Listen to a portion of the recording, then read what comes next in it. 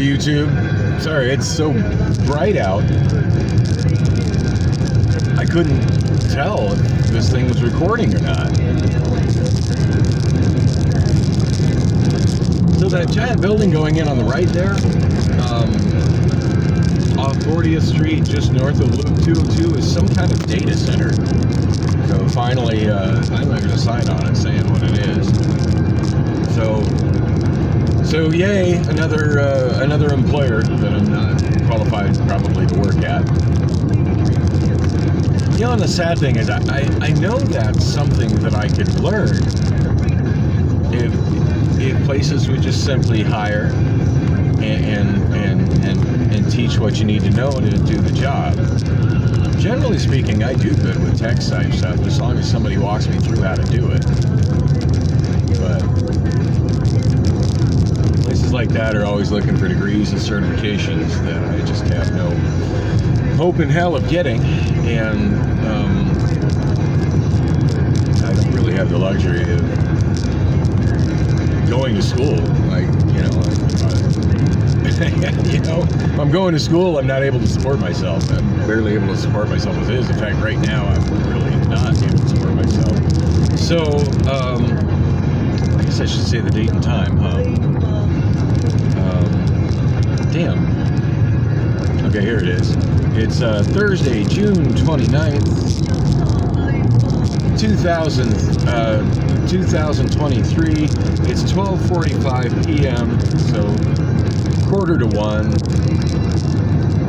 I'm thinking I'm up at an early enough time to go eat lunch down at the Human Services campus.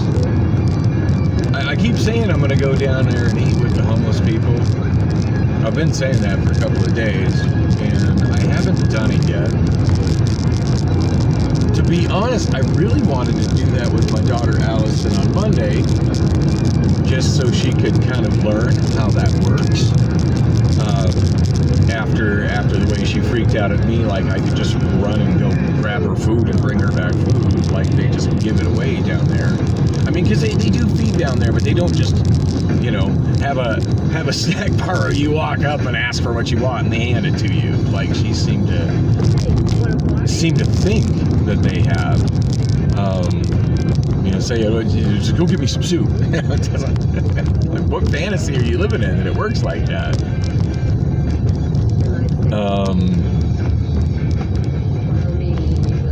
Anyway,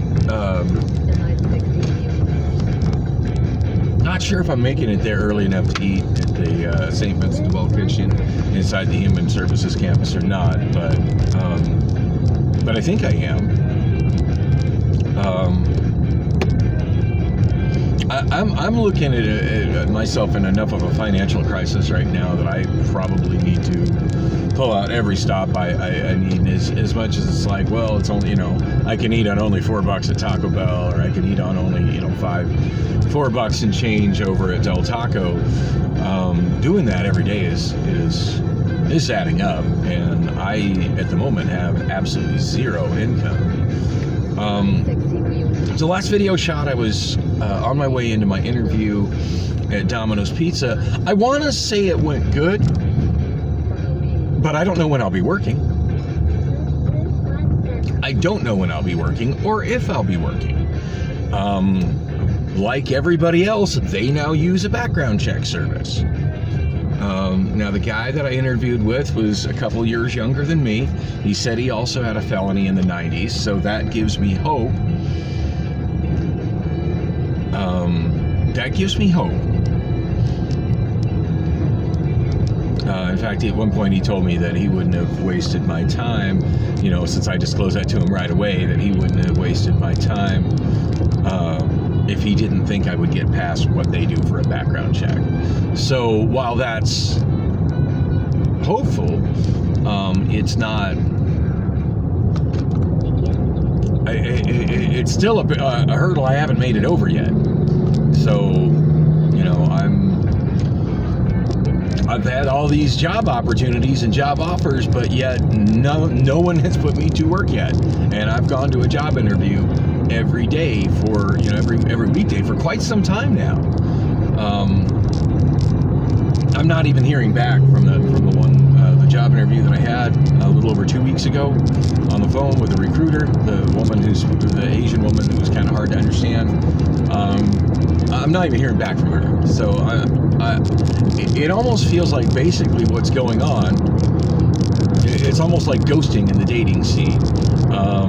It's just easier for employers once they've decided, nope, we don't want you, to just not let you know back. So I was led on to believe that I had that job. I mean, I've got an email with a description and all kinds of details on it and everything.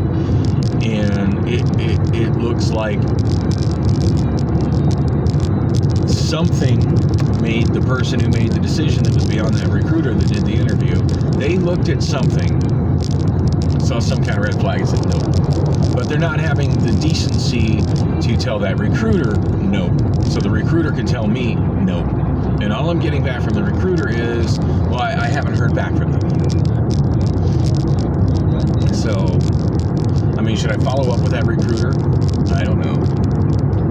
I mean, it's probably been 2 days since I messaged her, and again, the same thing, and it's been like maybe 2 or 3 times where that's the message going back and forth. Hey, what's going on? Oh, I haven't heard back from them. It would seem to me if they genuinely wanted me, I'd have heard back from them for now. So Domino's, the guy who did the interview, he did an inspection of my car, and they photocopied like my driver's license, and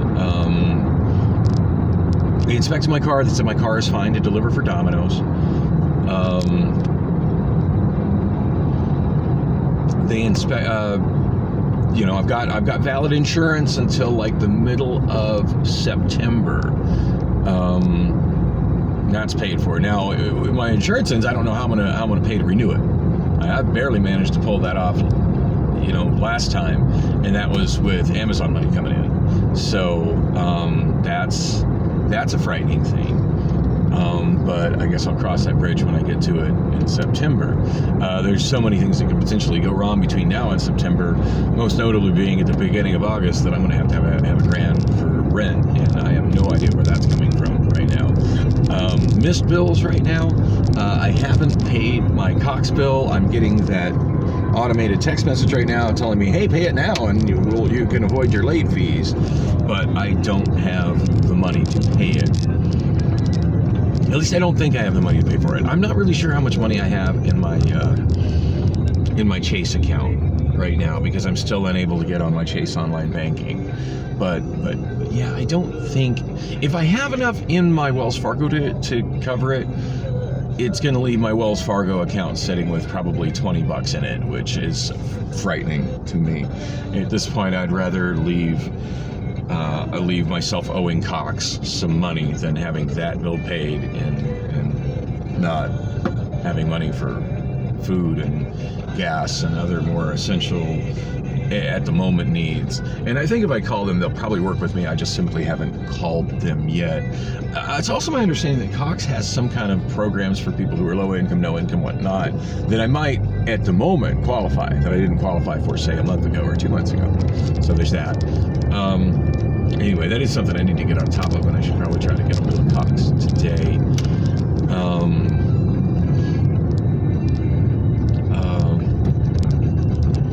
Trying to think if there's anything else of note. I should be. So yeah, the interview overall went good. The background check thing is kind of disheartening, but he seems pretty confident of it. But my biggest hurdle I'm having with them is that they absolutely are not willing to let me start working until they have at least a photocopy of. They're not so essential on original documents. They got to have at least a photocopy or a digital image of either my birth certificate or my driver's license. Now, I did say yesterday that my case manager at Value Options, Choices, ComCare, it's got a new name now. I can't remember the name of it. It doesn't matter. The mental health clinic on Mitchell. That they can... anyway, I said that she had got that taken care of for me. Well, when I got home yesterday from Domino's, and I was at Domino's for a couple of hours. I didn't shoot video right after Domino's just because I was kind of overwhelmed by that, and I just didn't really feel up to talking right then. Ooh, I do not want that exit. That goes to Grand. I almost used the slip lane to Grand, and I'm trying to turn. Actually, I don't need to go. He's 74 years old, and the harmonica, Lee Oscar, did that beautiful work. It's the greatest summer song of all time. Lords of Acid were also... I can't believe they just played Summer by War on KWSS. I don't know, she's talking about how certain members of War are still alive, but they're in their mid-70s. That's one of those bands I absolutely love, and I could get on a tangent talking about War, but straight up, War is one of the musical artists that I didn't realize I loved until I was in prison. I mean, I liked them. I knew I liked them before that, but I didn't realize just how much I loved their music until I was in prison. Super short story. There was a guy in the bunk next to me, in the bed next to me, because they weren't bunks, they were just ground level beds in the dorms I was in Lewis Prison, who had a boombox and had a cassette anthology somebody had made, 90 minutes of the best songs of War, or at least 90 minutes of somebody's favorite songs of War. The band War, not songs about, conflict. And anyway, I used to listen to that tape almost every day from beginning to end with his headphones. Dude was cool about letting me do that. He just seemed like it brought, he saw how much joy that brought me.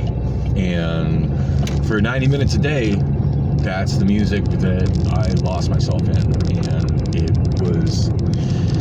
And that was music that made me very comforted. And I've just been a huge fan of the band War ever since. So,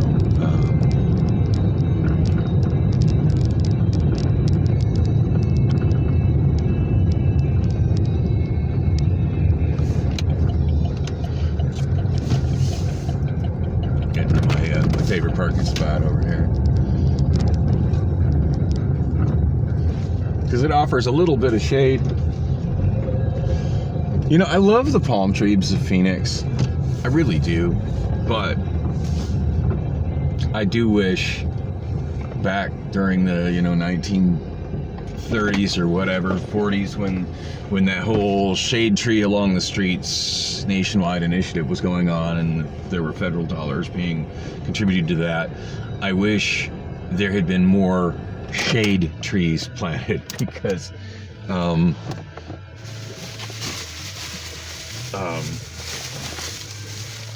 palm trees don't offer much in the way of shade. I mean, they look cool. They really do. But yeah, not much in the way of shade, and it would sure be nice if there was more shaded parking in the valley. I was really hoping I could say everything that I had to say about what's going on since Domino's before getting to where I'm parking my car, but I didn't. So that's fine. Let's walk into the zone. I'm getting more and more comfortable walking through the zone. In fact, I went there last night, not for any good reason other than when I got home from Domino's, everything was so frustrating. I just felt so helpless and frustrated and disappointed with the way everything had gone, and just how and something I found out right when I got home, by the way, which I'm getting ready to disclose. I felt so frustrated with everything that I wonder what she's doing. Oh, she's waiting to turn into the driveway I'm blocking. La la la. Anyway, I felt so disappointed with all of that stuff that, and I was tired and I was hot. And keep in mind, I got up pretty early, so I was rolling on not a whole lot of sleep. I got up and left my apartment about 9 a.m. So after not sleeping well the night before, and so I was just exhausted. I was tired. By the time I woke up, it was, I want to say, maybe after 8 p.m.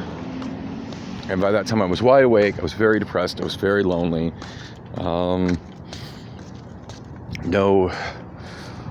No offers of intimacy and companionship from Priscilla after pretty much another entire day of her texting me pretty much continually all day long.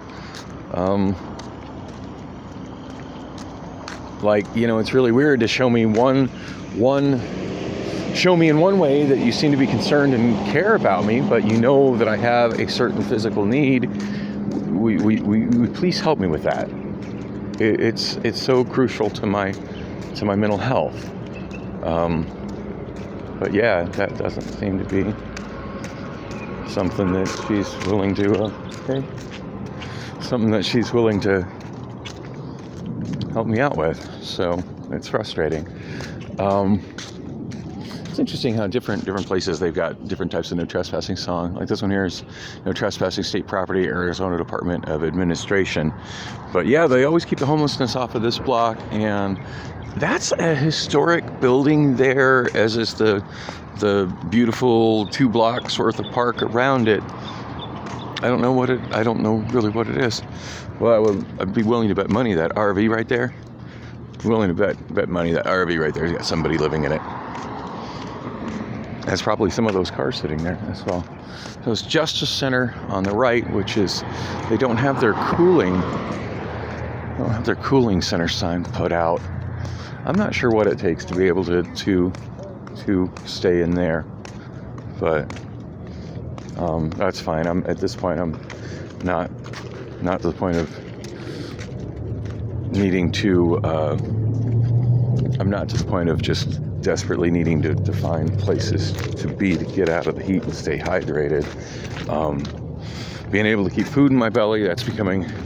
It's not a crisis yet, but I know if I don't start getting super frugal with that, it's going to be.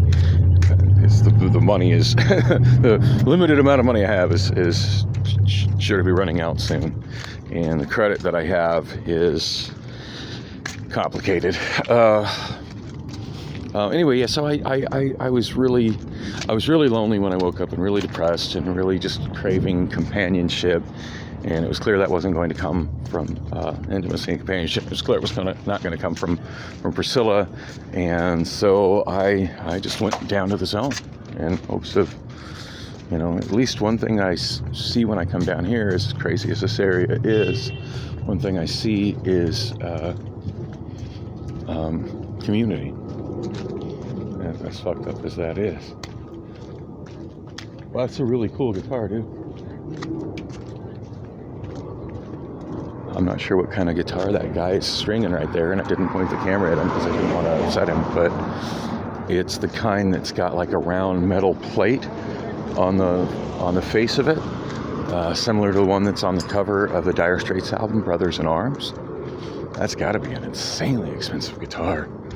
Man, that's probably the one thing of that guy's life prior to getting stuck down here that he's just hanging on to tooth and nail. His most valued possession in the world, and I can't help but think that if I had the skill to play something like that, and at one point own something like that, I would be doing the same thing. Which makes me wonder, if I get down to that level of desperation, what things am I going to be hanging on to? What things am I going to lose? And maybe I should be more fixated on just trying to sell the stuff in my apartment and downsizing, because there's a very real possibility I'm going to lose my apartment within the next month. But I don't think I'm there yet. You know what? I think I want to go in this entrance here. Oh shit, I just walked in front of my car. That's okay, they're used to that down here. I noticed the other day when I was down here. I was down here that I could. Get a life, bitch. Thank you. Go join the movies. That's what I'm trying to do. Weirdo. Thank you. So I'm trying to, anyway. First real hostility I've got with that for a while, but there's a gate down here I can get in and out. I need to get my ID out. Anyway, the big bombshell I was trying to drop was that the receipt I got for my birth certificate says I'm not going to get it until mid-September. So I don't know how I'm supposed to support myself if I can't get a job between now and mid-September. Hello and welcome back, YouTube. It's 1:59 p.m. Still Thursday afternoon. I feel like I really made some progress today.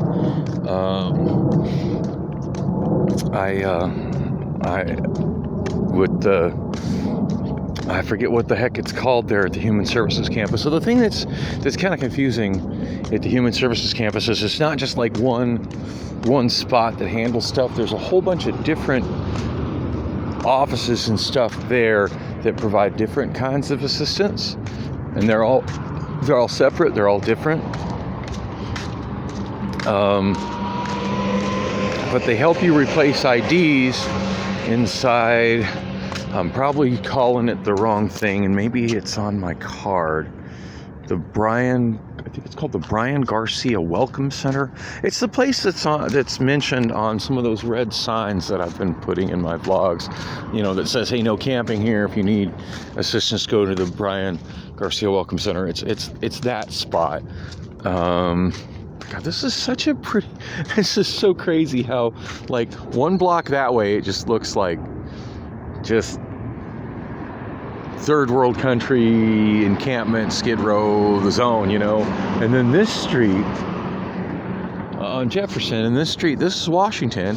We got beautiful shade trees and this nice park, which of course nobody can go into, with its pretty bar, metal fence. And on this side we got that, I don't know what that house is, but it's like a historic house that's fully restored. But it looks like it's just got a fence around it so nobody can access it, but it sure is pretty. And then some kind of government offices there. I don't know what those ones are, but you know what? There's a crosswalk, so maybe I can. I'm trying to learn what all these places are, and I don't know that it's really of any benefit. But state property, no trespassing. Carnage Public Library. Preserving Arizona. Carnegie Center, 1101 Arizona State Library Archives and Public Records. But as you can see, all the gates are closed. There's nobody going in and out of this building. This so-called public should be in quotes, library. This building doesn't seem public at all. Everything is fenced off to where nobody can access it. And it just doesn't seem to be anybody going in and out of that building. It's really beautiful, and the grounds are really beautiful, but we've got basically a whole 2 square blocks of Phoenix right here, just directly north of the most destitute, literally the most destitute in terms of, people suffering, part of the state. And I don't know, it's odd. So let's see right here. This is 1110, which is the building behind that historic house. That's 1110 West Washington Street, State of Arizona Natural Resources. Those women are pretty. I would imagine they got government jobs. Well, I'd sure love to have a beautiful girlfriend with a nice government job.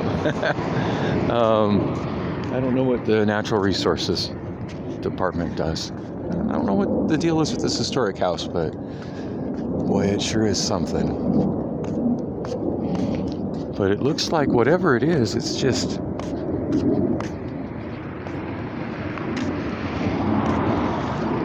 It looks like it's just fenced off and not accessible to the public. It's being kept in immaculate condition. But yeah, pretty hardcore security fences around it.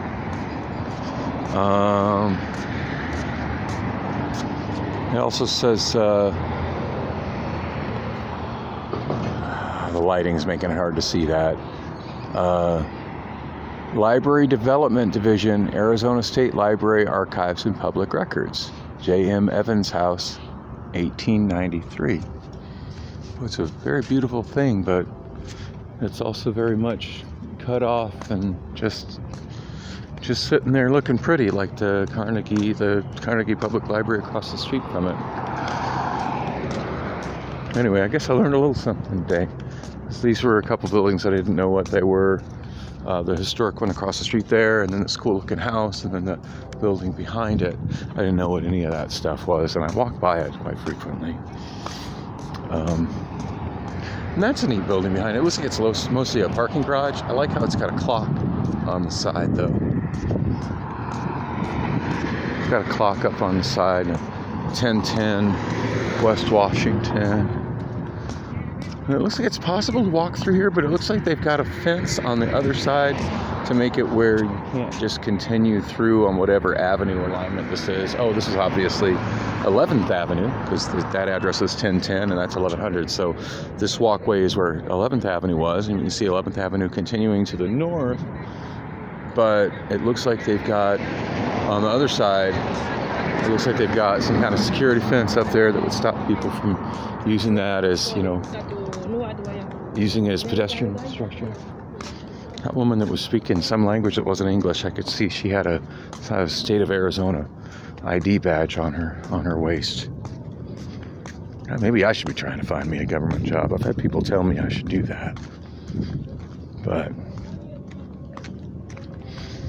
anyway, so a lot has happened since I went in there. So they're trying to get me my birth certificate. So I went to the Welcome Center.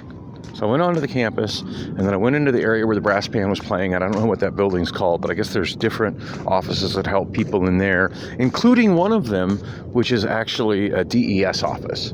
So I was told I should go back there for DES stuff rather than going to the one I've been going to over off 52nd Street, or on Washington Street.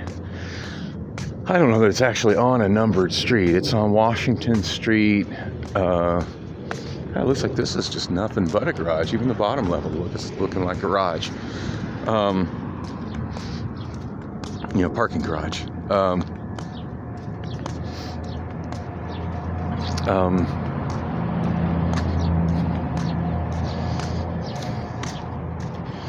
Sorry, my memory just stopped.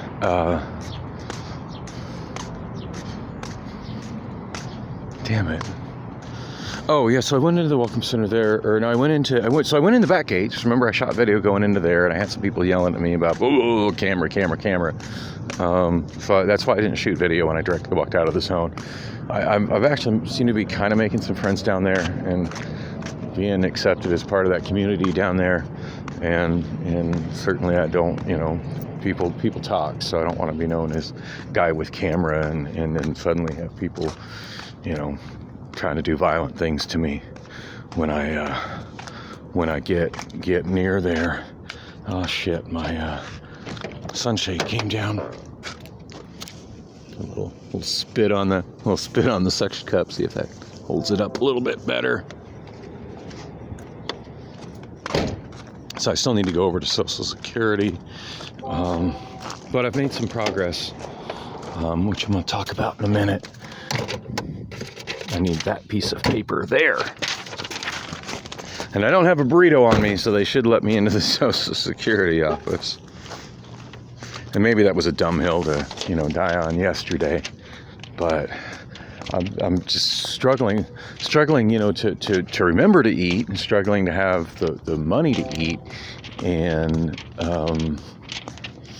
so just the thought of wasting a burrito just was appalling to me, and them suggesting, that I waste it, and then the whole thing of well, just you got there, just eat it. Well, I can't just it would be great if that's the way my digestive system worked. If I could just eat and shove it all in, and then not have to eat until that all food runs out. Because man, I just go to Country Boys Buffet and just eat like crazy, and do that once a month, and then I'd be great. I wouldn't have to fucking worry about eating. I don't know what these three houses are here, but I find them fascinating. It's an interesting restoration job. I mean, there's all kinds of kind of freaky looking security gates and fences around them, but I also see really nice solar panels on them.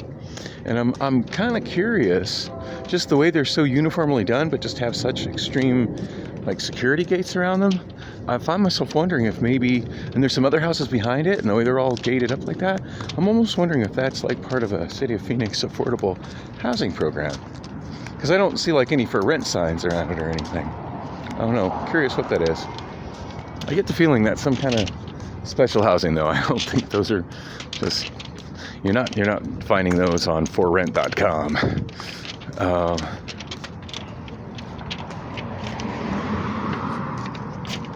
I'm walking down Adams Street, by the way.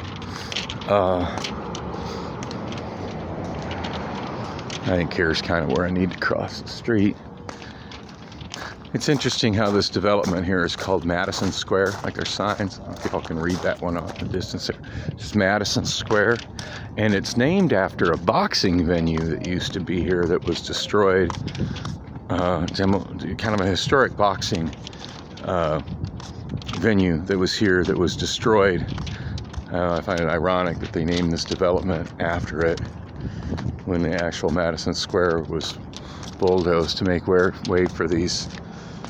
I mean, they're not hideously ugly, but they're pretty unimpressive office buildings.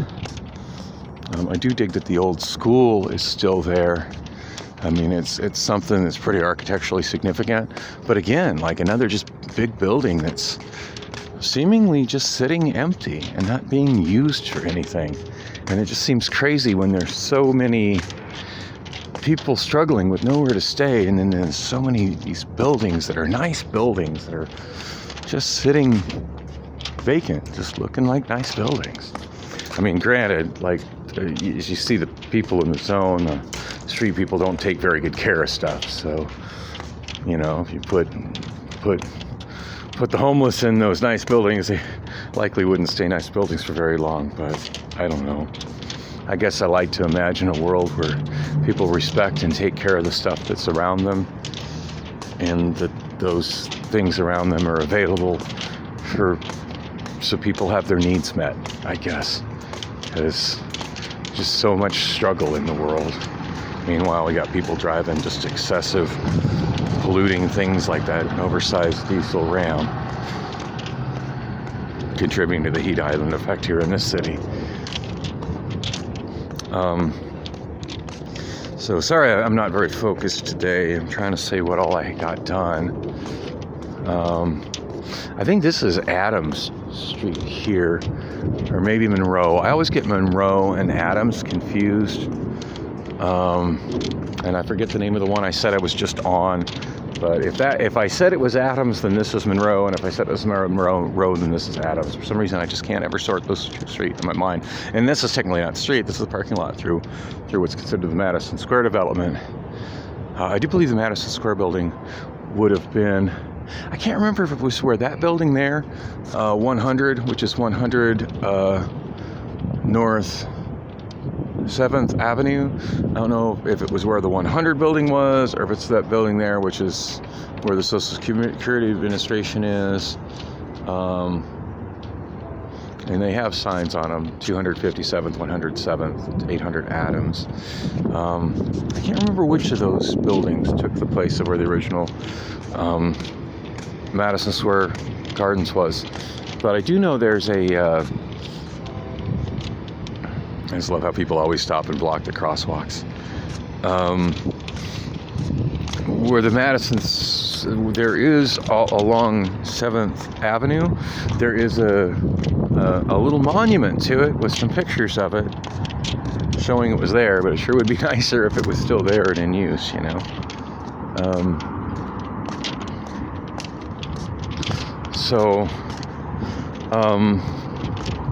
My mother has said that she's got a copy of my birth certificate and she can mail it to me when she gets home, but she's not going to be home for like another week.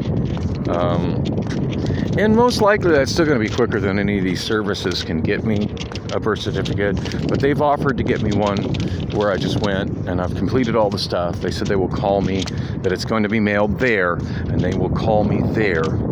Or some text message would come in.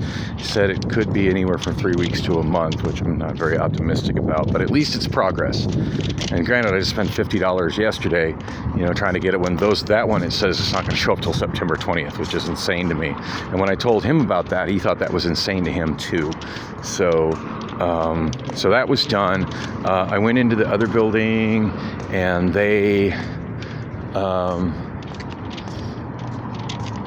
I went into the other building where the brass band was playing on Monday, and there's several different offices there. I was told there's a DES office there, so I might try to go back there and see if I can make some progress, find out if I still have access, and see if I can temporarily get on, get someone. My God, if I get one unemployment check, just one check, would make a huge difference for me right now. Wow, that was some creative driving. Heaven forbid those people wait at the driveway until the road is clear. Oh, and that's Monroe Street. That one there's Monroe Street. There goes a Waymo. Looks like it's probably driving itself. Had an interesting moment with a homeless woman last night at that McDonald's, and I might talk about that later. Yeah, that was an interesting time. So this is the monument towards Madison Square Garden right here. And they've got this thing that kind of mimics the frame of what the building was shaped like, and these neat sculptures. And, oh, did I say it was a boxing venue? I guess it was a wrestling venue, because there's a thing talking about wrestling. The wrestling was the longest running attraction at Phoenix Madison Square Garden. From the day it opened to the day it closed, audiences were delighted by national celebrities such as Lou Thies, Gorgeous George, Nature Boy, Rudy Rogers, and Lord Carlton, and local talents such as Tito Montez, Cowboy Bob Yuma, and Jody Arnold. Televised matches were a local sensation, and the ritual drama of the match became popular family entertainment.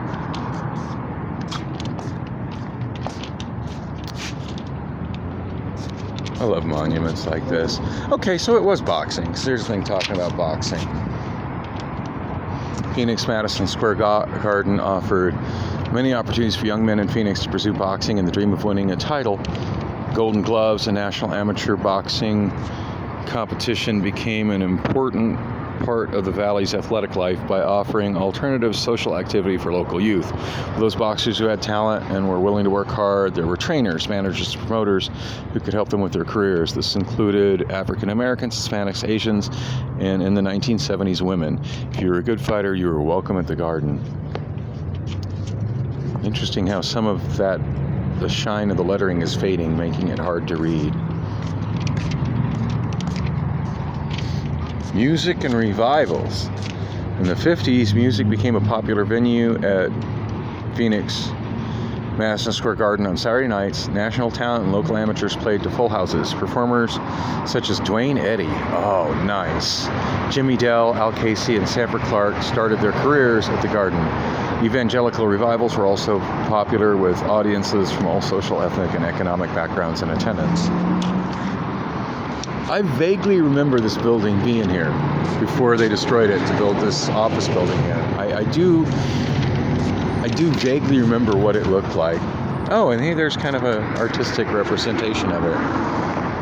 Yeah, Phoenix Madison Square Garden, 1929 to 2005. So yeah, this building was still sitting here. It was all boarded up and not looking so good, but this building was still sitting here when I was homeless in this area, and used to have to go over to the Phoenix police headquarters over there to do my exchanges with my daughter. And when I was going in and out of the, for a while I tried a lawsuit against Sheriff Joe Arpaio because I was brutally beaten inside his jail, and I was trying to sue over that. I didn't have any success with it because it was just more than I could figure out, but I had that going on. I got it started there in the federal district courthouse. Of course, the main thing that I had happen in that federal district courthouse was my lawsuit against Sound Choice, which I feel like I sort of won. I guess this place was open in 29. September 5th, 29. The doors open on a new sports entertainment venue known as Phoenix Madison Square Garden. Phoenix dentist William G. Lentz formed the Arizona Athletic Association in 1929 to promote boxing and wrestling, and hired local architect Edward A. Nolan to design a new 3,000-seat sporting facility. The arena was constructed for $75,000. Like, doing good to buy an SUV for that now. And was Arizona's first indoor arena designed specifically for boxing and wrestling matches. See, I thought it was primarily for boxing. When it first opened, ticket prices were $1 to $3, discounted to 50 cents for women. By 1979, larger, more modern venues replaced the Garden in popularity, and the once prominent arena was converted into an auto parts warehouse. The building was demolished in 2005. I don't remember it being an auto parts warehouse, but that building across the street there, that's a Steel Heart, and I'm not quite sure what it is. Looks like it's a tire shop. I do remember that being an auto parts store when I was down here homeless in this area. So, okay, at this point I'm wasting time. I need to get myself in the Social Security thing. So they're trying to get me a birth certificate. It should happen. Whether it'll happen quicker than my mom sends me, the one she has, remains to be seen.